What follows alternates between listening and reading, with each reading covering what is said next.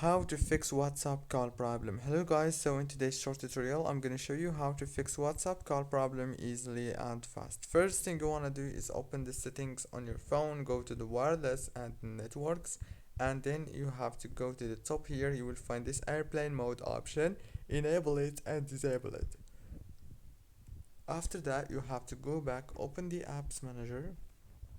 On this page you will find all the apps that you have downloaded on your phone. So all what you want to do here is very simple.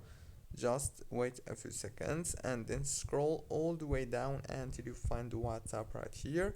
Click on it. Now all what you want to do here is click on this force stop to stop running the app in the background of your phone, and then go down here again, click on the storage, click on clear cache. Now all what you want to do is turn off your phone and turn it on again, reopen WhatsApp, and the problem must be solved. Don't forget to like, subscribe.